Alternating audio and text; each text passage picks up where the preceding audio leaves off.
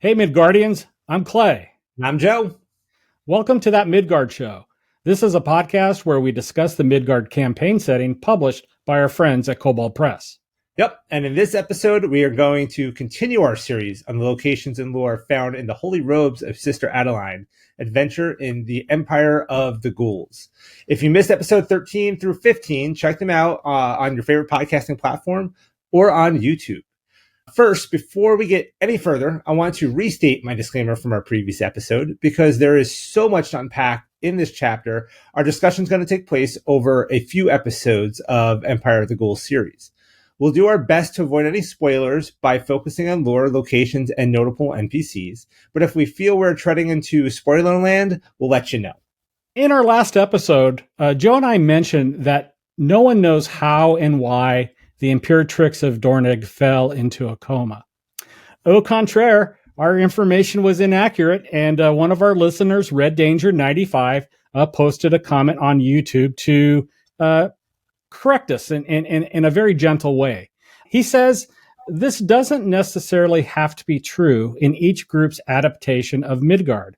However, you can find a specific reason for why the Imperatrix fell into a coma on page 292 of the Midgard World Book for 5e. There is a sidebar in there that states that she left her body to wander the Arbanese and to investigate a sudden increase in elves in the area. There's also more information on just what happened there. So, yep. Thank you, Red Danger 95. That information is exactly where you said it was, and we both missed that sidebar in the World Book. However, the sidebar does kind of provide a little bit of out by calling it a general theory that is not far wrong. But I have to say that the information you pointed out is very cool. I'm a little embarrassed that I missed it. It does say that the Imperatrix purposely left her body to wander the Arbanese as the White Hart, which is this luminous white deer with ornate horns, to investigate the sudden increase of elves in the area. Well, that's turned out to be somewhat of a mistake, depending on your point of view, because she found she could not return to her body, and for a time was lost, living just as a wild animal. Over time, she regained some of her identity and memories, but now the Arbanese faces a new threat, a tree-like abomination known as Eager Drakeith, a newly arrived walker. This walker is a gargantuan branching abomination with thick black tentacles in place of a head, a thick central body covered in slobbering mouths with peculiar beards reminiscent of the kind of beards that goats have. It has huge hoofed feet. I wish there was an image just to show you this, but I couldn't find one. Yeah, but this new walker reeks of a heady mixture of pine needles and goat that stands over 100 feet tall. And if you've been to a farm that has goats, you'll know what that smell is like. Yeah. So this is a new infestation of the Arbanese that exists on not only this plane, but in related planes as well. And the Imperatrix can see it and battle it. But according to the sidebar, she now lures warriors from both Elaine and Dornig into possessions where she can repel the onslaught of the walker. Now, just how she does this in the form of a deer is definitely left to our own imagination. Currently, the Imperatrix has recovered much of her knowledge and memories, but she still does not know how to return to her body. So she's depending on her servants to keep her mortal body safe until she can find her way back. But here's something that's very interesting. Agents of the Black Prince, who's known as Hander Zvenk and ruler of Coromel in the Shadow Realm, and other people in his entourage are hoping to hunt down that deer, kill it, and hang the head of that deer on the wall as trophy. So, man, this is such good stuff that is a campaign in itself.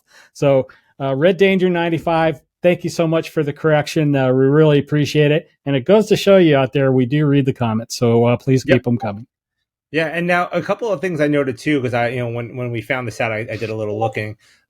In either Warlock Room War 3 or there's an issue of Warlock from Kobold Press's Patreon called The Guide to the Plains. There is a little bit more information on this walker. So worth looking that up in there. And like Clay mentioned, keep this white deer in mind if you're adventuring in the Abernese, as you could perhaps run into it. It could be kind of that white stag leading you in the right direction, kind of like what happened back to Stern Brightblade and Dragonlance kind of stuff. There's a lot that can be done. There's also a white stag, I believe, in Hoard of the Dragon Queen. So the whole white stag thing can always be a cool little inspirational storyline for players. So if you're ever in that part of the world, remember that, because that's a good piece of lore that you could use and perhaps even save the Imperatrix and help her get out of her coma or something along those lines. Yeah, but that is way divergent from Empire of the Ghouls. Great information, great background, great fodder for a new adventure. Yes. But that's what Midgard is all about, isn't it? Yep. So why don't we recap a bit of our adventure in Empire of Ghouls so far? So at this point, we've traveled over 1,000 miles. That's 1,600 kilometers for our friends over the pond, between Zobek and the Standing Stones in Dornick. The party still needs to visit Jozht. From there are about 500 to 700 miles, depending on which direction the party decides to travel in the vampire-controlled Krakovan to get to Jarlsberg, which is the southern part of the province. By the way, Krakovan and Krakovar are used interchangeably in the books as the name of the country. Queen Ursula and other surviving members of the royal family fled into exile in Dornick. While the success of the invasion, the newly titled King Lucian wasted no time in declaring Krakova the third province of the Greater Duchy of Morgau, and appointed Princess Horistina as its governor, and granting her the greater title of Duchess. But not everything has gone as Lucian wished. Sensing an opportunity, the Reaver Dwarves from Wolfheim sailed across Nieder Strait and established a beachhead at Skargarholm on the northern peninsula, threatening the city of Jozht and then seizing it for themselves. So far, the dwarves have successfully defended the city against all comers and are looking to expand their territory. They have no qualms about recruiting humans, Krakovians, who wish to flee their new ruler.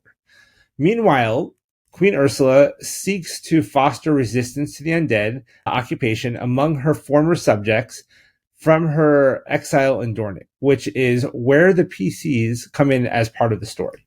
If you remember, there's a lot of underlying tension, political tension in this campaign, So you've got Krakovar, who was invaded by another country, and then you have the Imperatrix in her coma, and a bunch of political intrigue of folks, wanting to take over ruling Dornick. This kind of sets up different ways of how the story will emerge. In the current timeline of the Midgard World Book, the events detailed in this chapter, and in fact in Empire of the Ghouls, all happened in the past. 10 years ago, the Darakul and the vampires of Morgau marched into Krakova and conquered the kingdom entirely, declaring the birth of the Greater Duchy of Morgau. 9 years ago, the Dwarven Reavers established the Wolfmark and seized the city of Jozht from the Blood Kingdom. And then it was just 4 years ago, Dornig's Imperatrix faded into a magical sleep, and her court is increasingly one of silence and despair. In fact, one of the Imperatrix's relatives, Kavora Moonsong, has presented herself as the chosen heir, though she has few friends in Dornick. When the city of Krakova fell to Grand Marshal Herostina's undead army, Queen Ursula, who was the beloved wife of the now dead King Enric, she fled the capital along with several key members of the royal family and her court. These included her eldest daughter, Zasha Waleskra, a respected priestess of Wotan, and the king's brother, Archduke Avgast, who commands great loyalty among the Slada. And the Slada, if you recall from our last episode, is a collection of nobles that approve laws and elect the king.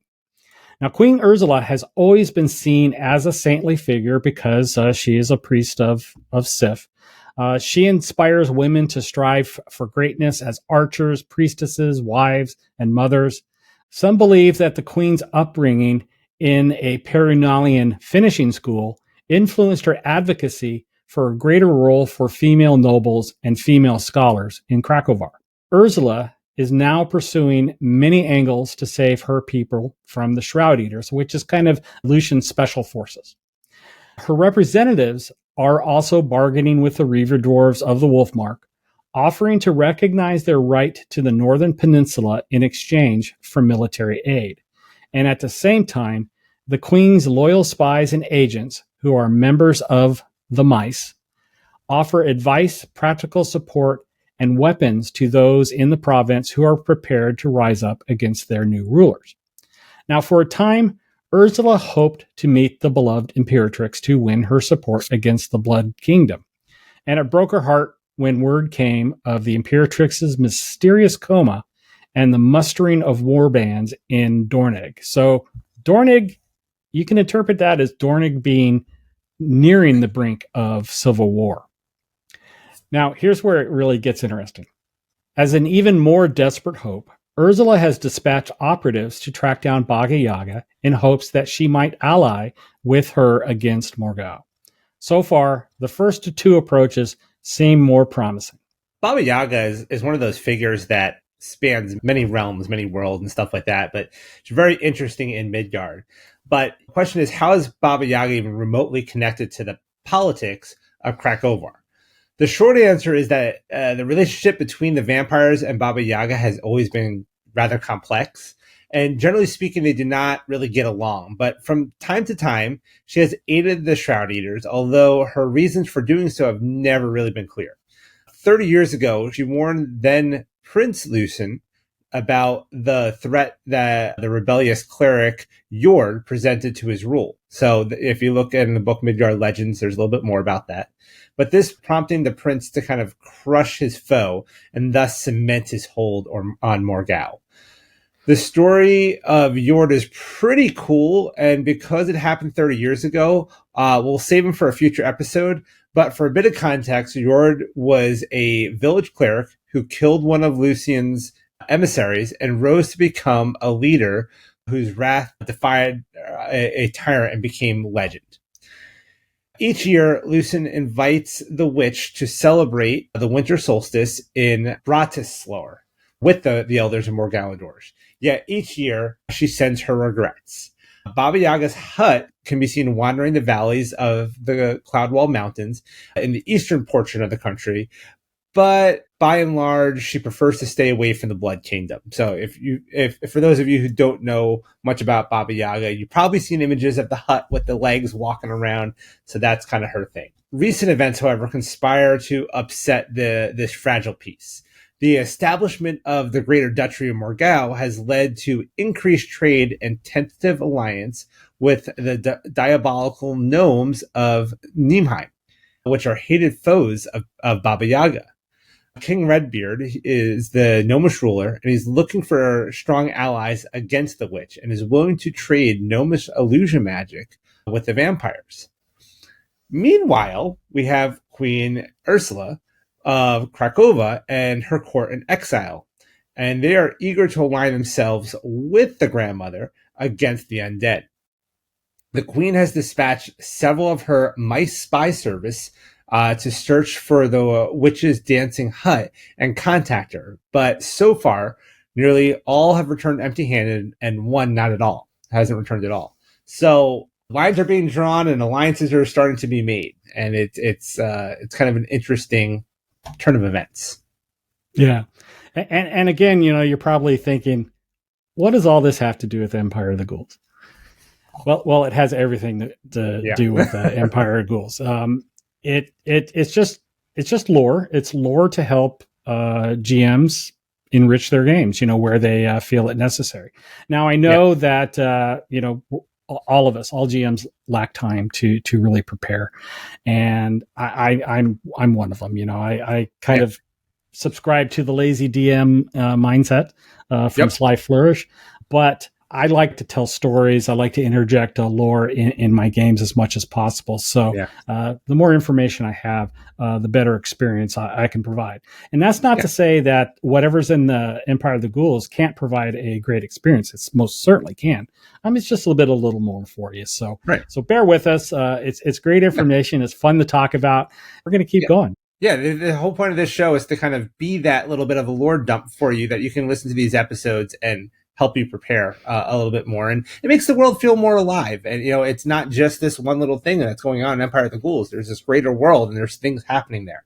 So if you can immerse your players in that, it definitely makes it a more alive experience for them, right? Yeah. Getting back to the story itself, the party has to make their way to Jozht. And Jozht has always been known as the City of Fish. Its primary economy centers around fishing out in the ocean because it lies on the northwest coast, approximately 20 miles north of the border with the province of Krakovan. So times past, it was a humdrum fishing town, accustomed to defending itself from the raiding Reaver Dwarves. However, with the invasion by the vampires, the government of Jozht sought the aid from the dwarves in Skagerholm from its former enemy to help them defend against the vampire armies. So the ruler of the Wolfmark, Scooty the Whelp, he liked the idea of being called a liberator as well as a bold conqueror. So he said, okay, sure. I'm going to send about 3,000 of my Reavers south to seize control of Jozht and declare it a free city under the Wolfmark's protection. Now, we got a map up here, and you can see that Jozht straddles the river Proslaka estuary, and its people take pride in its well-maintained harbor. Small boats constantly ferry people, livestock, and goods between the city's halves. And there's a series of brick towers and newly reinforced walls help keep the city safe. Now, constructed on Scooty's orders, they expanded the walls to utilize that impressive star shape, which adds further to the defense of the city. And they've also stepped the structures to improve the walls as well, because when you have to fight uphill, particularly in the days before there was cannon, it usually ground the invaders to a halt, and they can withstand a siege much more effectively. So inside, there are shipyards, there's residences, businesses dominate the smaller western section of the city. It's also home to one of the city's dwarf towns, which is a rowdy district where Jost's 3,000 Reaver Dwarves drink, brawl, and sleep it off. And the sizable new temple of Thor on that part of the city serves the Reavers and sailors. I definitely want to party in that part of the town for sure. Now, the more extensive eastern part of the city, that's where the city houses the well-fortified town hall, which stands on the vast central square. And then to the south of the busy Gods Market, there is a large open-air market surrounded by temples to Wotan, Perun, Yarila, and Porvit. Now, the Temple of the Shield Maiden, which is the Temple of Sif the characters are seeking, lies to the north and is in the process of being fortified. Also, two more boisterous dwarf towns are located on this side of the estuary as well, one in the southwest corner and one in the northeast.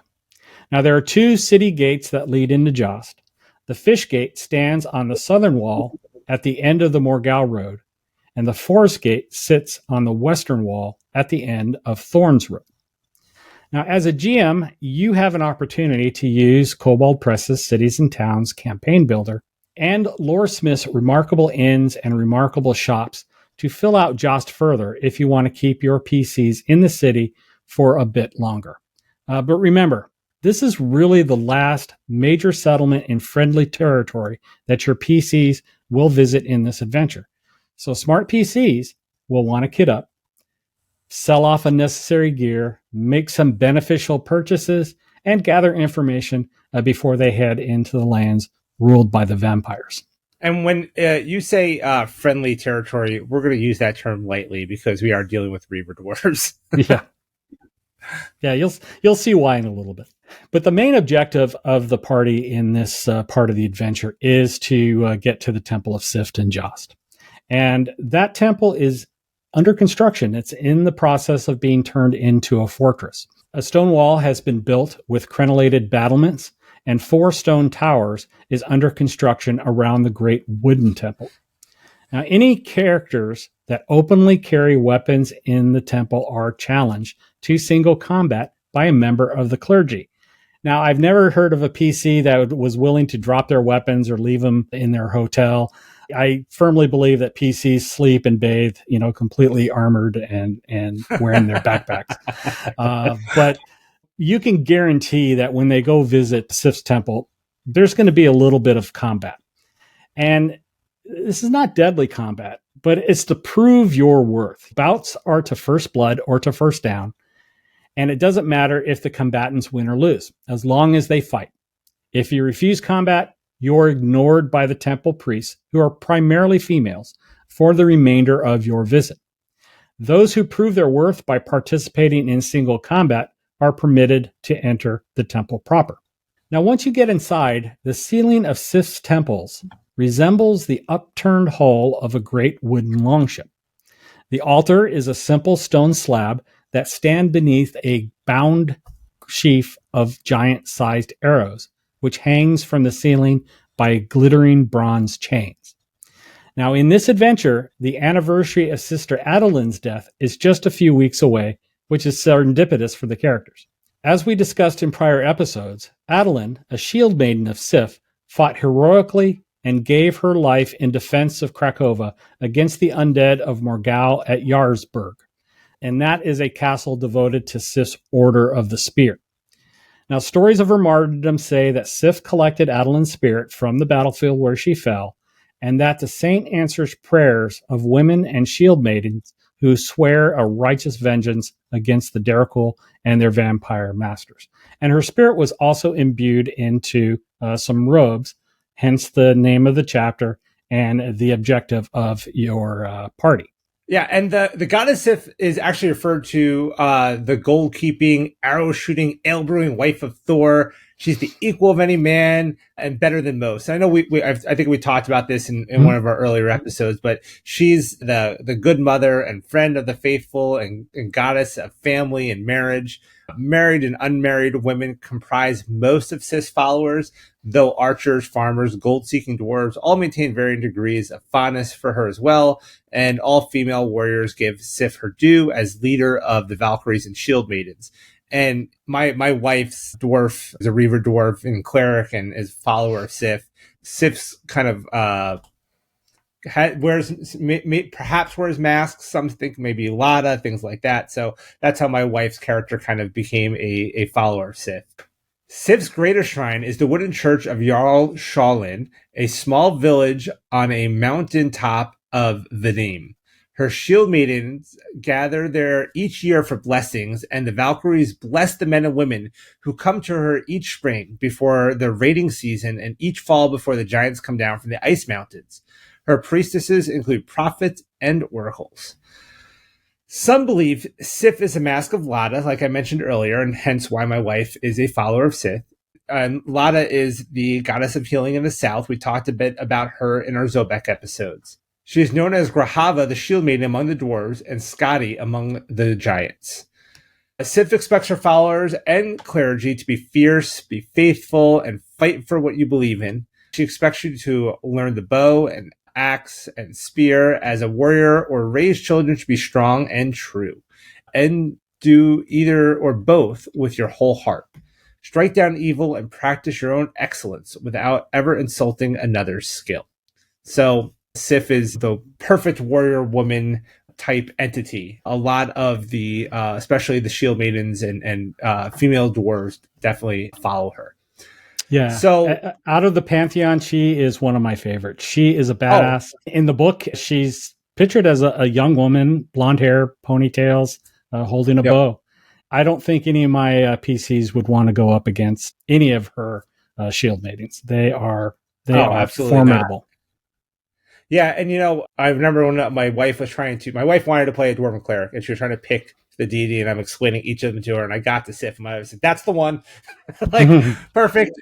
But my wife likes, she wanted to play a life domain cleric, and it still kind of worked for Sif because of that nurturing motherly figure she also is. I didn't, want to make her exactly a mask of Lada, but an associate of, and her church sent my wife's character down to Zobek to learn from the clerics of Lada and bring some of that knowledge back. So kind of brings me into this subject of the Reaver Dwarves, because they are a very complex group. They are very Viking-esque, but they're in this time now where they're starting to evolve. And if you think of Vikings in England, if you've watched any of those Viking shows on like Netflix and stuff like that, where the Vikings their culture starts to change a bit and get mingled in with that Christianity, that's kind of where the Reaver Dwarves are at right now. So since Jozht is now controlled by Reaver Dwarves, I don't think we can really get away without kind of taking a dive into them. So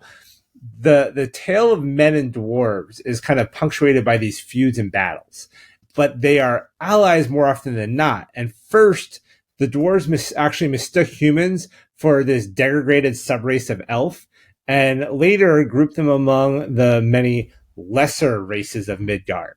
But gifts and familiarity and common ground kind of eventually forged this alliance between the two races, and a concord that grew stronger as the old gods gave way to the new. But it was hardly this equal partnership. The dwarves would raid into human lands, and at least, and generally, just at the very least, a provocation, right? And their kingdoms claimed these huge tracts of lands occupied by other races, which the dwarves either drove out or enslaved. Those who proved too troublesome were just exterminated. In the Northlands, Dwarven rule required those who submit to supply tribute in the form of gold and slaves. The human tributes worked hard labor in mines or on lowland farms. These client races first gave their masters the nickname Reaver Dwarf. As time passed and more dwarves were lost each generation to southern immigration or war and vendetta, humanity started to gain even more footing. Dwarf culture kind of was adopted by or even forced upon humanity and the other races of the north and later the Ironcrags, but humans taught the dwarves the art of restrained diplomacy, cooperation, and peaceful trade. Some say the dwarves have mellowed over the years, but others claim that humans have simply learned to weather the dwarves' pride and temper. Certainly the dwarves haven't contradicted the Reaver Dwarf name. Reaver Dwarves are a living legend to the other races and their own southern kin, but also an uncomfortable reminder of the violence that has torn the North apart for generations. Fierce proponents of the old ways of honor, raiding, and slaving, and easily roused to unending grudges, the Reaver Dwarves embody all both good and bad about the savage North. Reaver Dwarves kind of physically, they share this stout, stocky build of other dwarves, save that their hair and beards are often, like you said, red or blonde. And they spend more time above ground than most of their kin, and the harsh environment kind of gives them an even more weathered and craggy look than typical dwarves. But this is kind of what I was mentioning about Vikings and stuff like that kind of come in. The Reaver Dwarves are this proud people, but they fear that their greatest achievements are behind them. Their society is in upheaval, it's in flux. New ideas have spread among the Ironcrag immigrants and some northerners returning from journeys south. And many young dwarves now challenge the veracity of ancient customs, which is kind of where my wife's character comes in. She's one of those younger generation. In response, traditionalists cling even more fiercely to the old ways. Fanatics on either side keep the conflict bubbling, but the wise among both modernists and conservatives suspect that the turmoil is merely a symptom of a greater issue, that the glory days of the dwarves are gone and they must adapt or be left behind. So based on a culture of honor and shame, there are many ways for a dwarf to become an outlaw or outcast. These dwarves often become adventurers, dispatched to perform some nigh impossible deed of heroism or vengeance to kind of cleanse their honor. Pride kind of leads most Reaver Dwarves to be either condescending or outright scornful of other races. Once seen as useful only as potential slaves or vassals, humans are now judge-worthy allies. partially for their adoption of Dwarven ways and partially because contact with humanity's diversity has melded the dwarves quite a bit.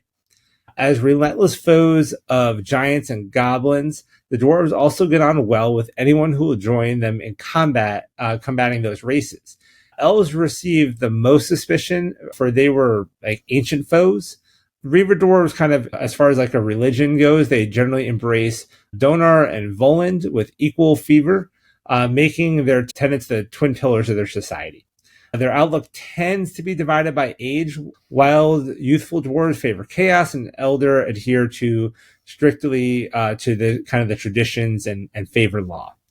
As far as adventuring, unlike their more civilized cousins, a large portion of Reaver Dwarves consider themselves adventurers.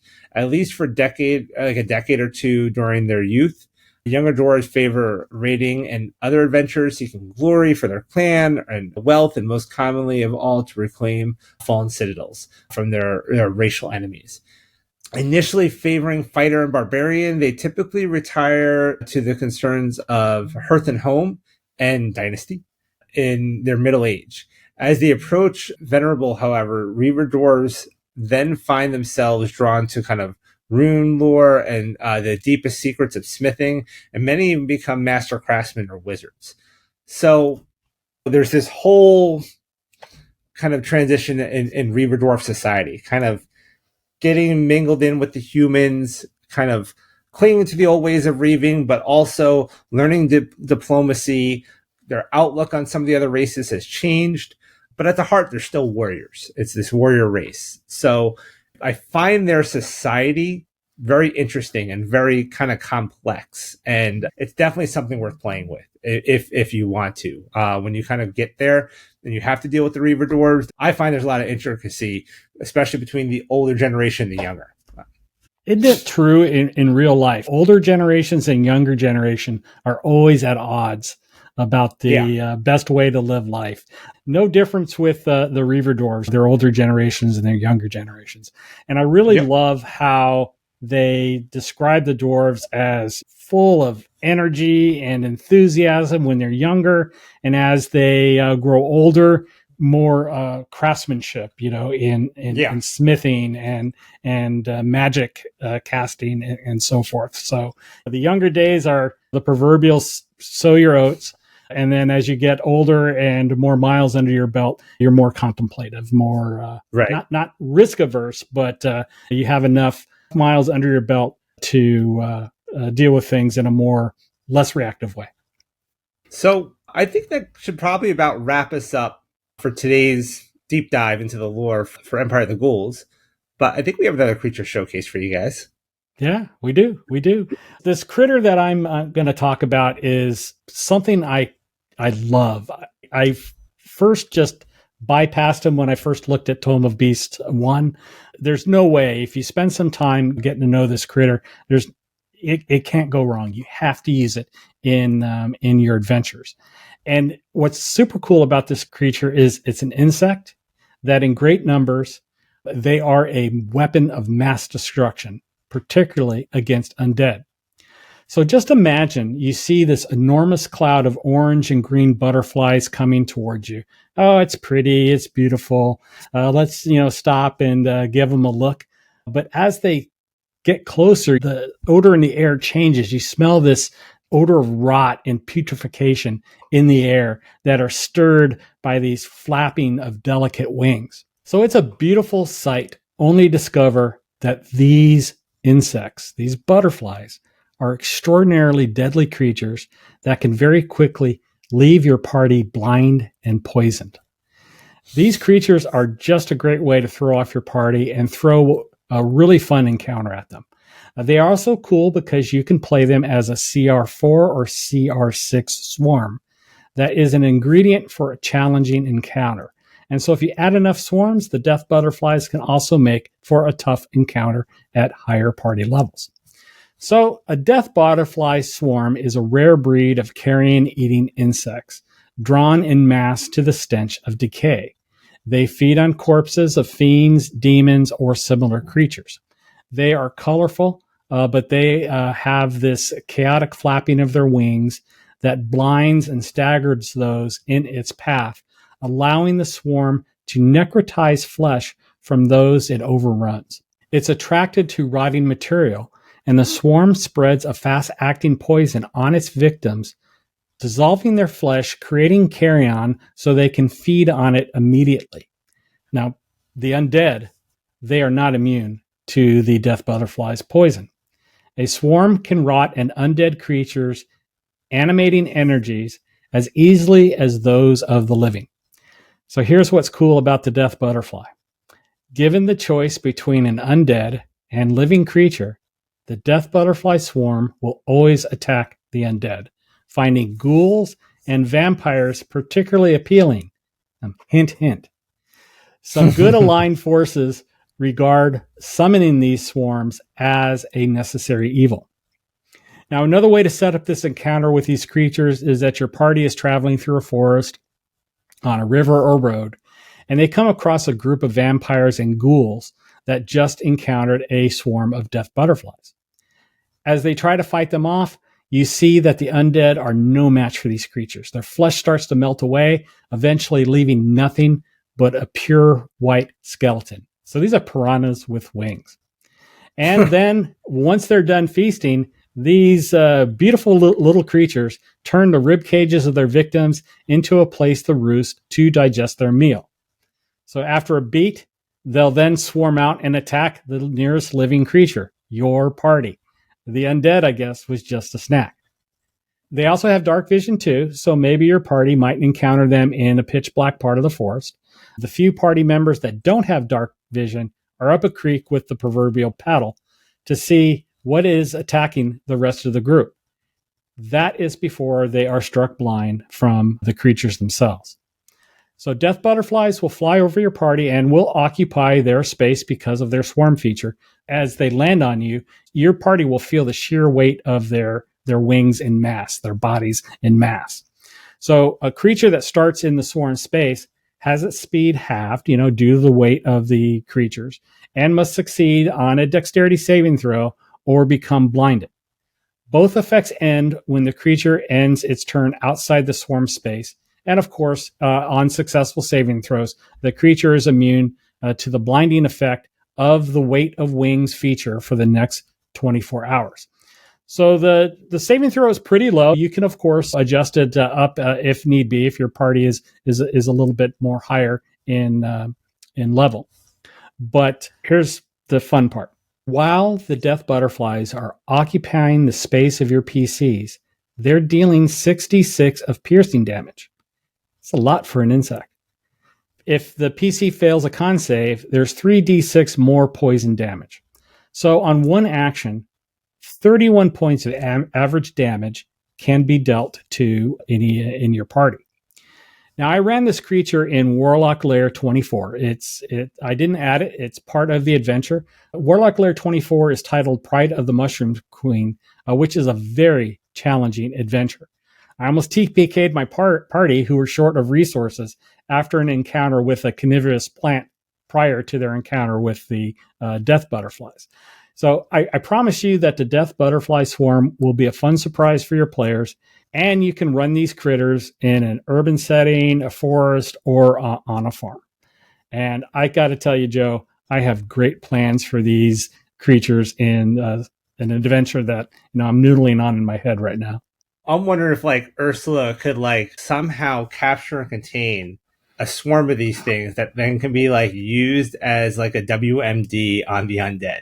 Yeah, breed them, maybe have the scientists try to breed out the taste for the living and just create a creature that only has a taste for undead.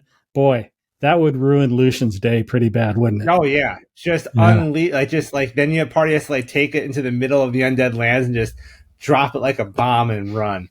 Yeah. That'd be crazy.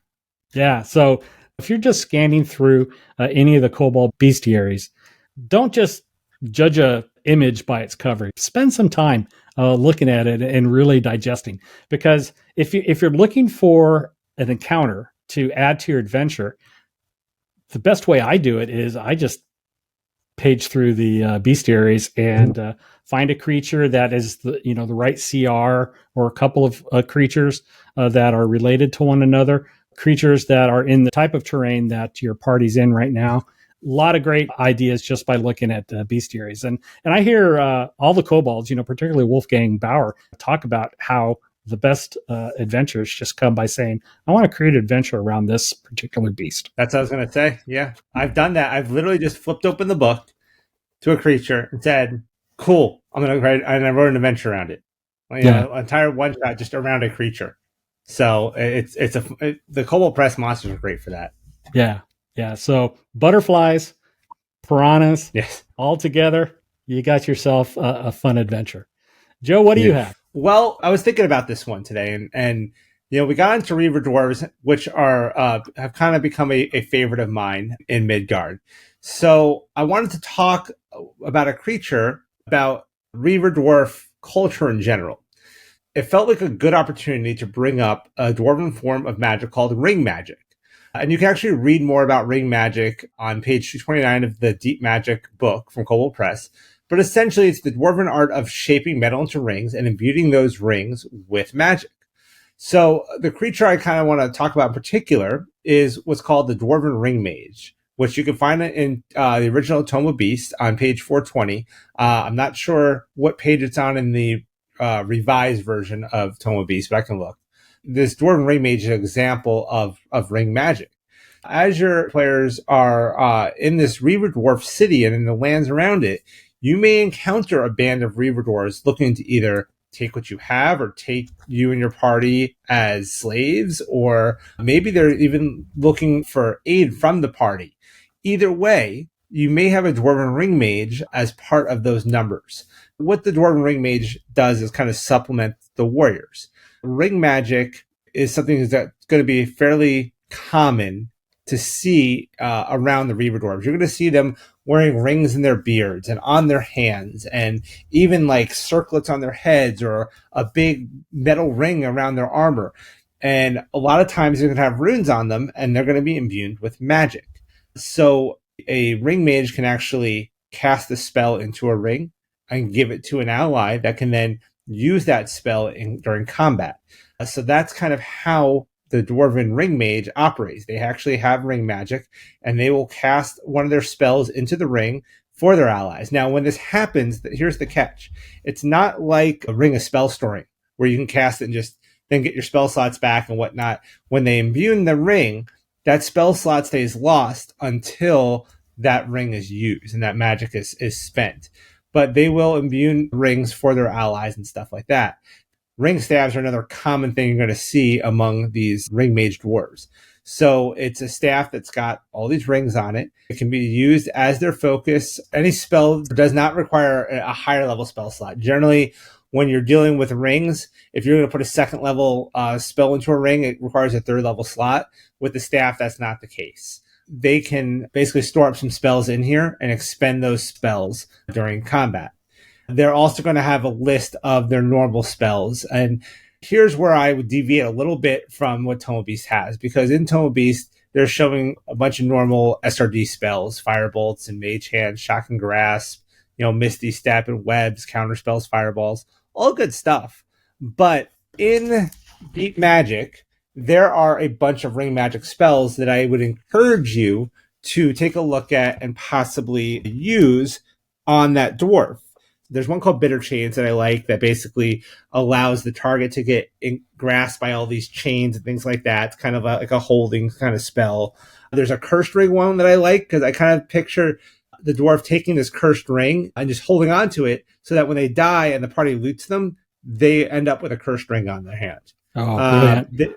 Yeah, exactly, right? It's kind of a booby trap. Like, you killed me, but now you have a cursed ring. And that cursed ring, basically, it acts as the bestow curse spell and have a remove curse spell to get rid of it. Identify will still kind of spot it, but that's kind of how it works. And there's a few other, really cool ones, like the Spinning Axe one. There is this cantrip called Horror Frost that lets you add cold damage to your weapon or to a weapon. So there's all sorts of cool stuff. So I would definitely encourage you to look page 229 in here in Deep Magic. Take a look at some of those spells and add them maybe to the spells of the dwarf, but the idea is just like any mage, it's kind of like that battlefield control, buffing your allies, things like that, to make the battle go more in your favor. But picture all these regular Reaver Dwarves, melee guys, barbarians, and fighters, like we said, but then they have these rings on their beards or on their hands, and they're suddenly casting a spell because they can do that because of the ring mage. So it really adds to the complexity of a Reaver Dwarf, combat encounter.